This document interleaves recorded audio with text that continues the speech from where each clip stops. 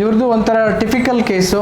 ಏನು ಅಂತಂದರೆ severe disc protrusion ಆಗಿ ಆಲ್ಮೋಸ್ಟ್ ಅವರ ಕಾಲು ಯಾವ ಕಾಲಮ್ಮ ಅದು ರೈಟ್ ಸೈಡ್ ಫುಟ್ ಡ್ರಾಪ್ ಆಗಿದೆ.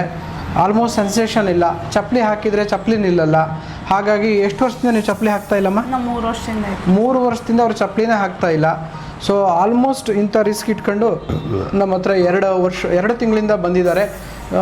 ಸೊ ಈಗ ಹೇಗೆ ಅನಿಸುತ್ತಮ್ಮ 2 ತಿಂಗಳಿಂದ ಈಚೆಗೆ? ಈಗ ಸ್ವಲ್ಪ ಪರವಾಗಿಲ್ಲ ಸರ್, ಒಂದು 30% ಕಡಿಮೆ ಆಗಿದೆ.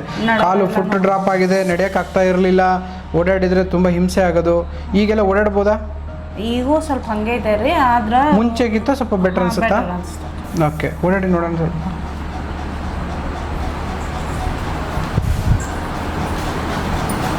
ಬರ್ರಿ, ಕಾಲು ಎತ್ತಿ ಹಿಂಗೆ ಹಾಕ್ಬೇಕಲ್ಲ, ಅದಕ್ಕೆ ನಾವು ಇದಕ್ಕೆ ಗೃದ್ರಸಿ ಅಂತ ಹೇಳ್ತೇವೆ. ಅಂದರೆ ಹದ್ದು ಹೆಂಗೆ ಹಾಲು ಹಿಂಗೆ ಕಾಲು ಎತ್ತಿ ಎತ್ತಿ ಎತ್ತಿ ಇಡುತ್ತೋ ಅದೇ ಇದು ಡಿಸೀಸ್ ಅಂತ, ಗೃದ್ರಸಿ ಅಂತ. ಹಾಗಾಗಿ ಇದಕ್ಕೆ ಗೃದ್ರಸಿ ಅಂತೇವೆ. ಆಲ್ರೆಡಿ ಅದು ಕಾಲು ನಿಮಗೆ ಫುಟ್ ಹಿಂಗೆ ಒದಿರಿ ನೋಡೋಣ. ಈ ಕಾಲು ಒದಿರಿ. ಇದು ಒಂದು ಸ್ವಲ್ಪ ಹಂಗೆ ಇದು ಮಾಡಿದಾಗ ಇಲ್ಲಿ ನೋವು ಬರ್ತೈತ್ರಿ. ಅದೇ ಅದೇ ಅದೇ ಅದೇ ಈ ಕಾಲು ಒದಿರಿ. ಈ ಕಾಲು ಸ್ವಲ್ಪ ವೀಕ್ ಇದೆ, ಈ ಕಾಲು ಸ್ವಲ್ಪ ಸ್ಟ್ರಾಂಗ್ ಇದೆ ಅಲ್ವಾ?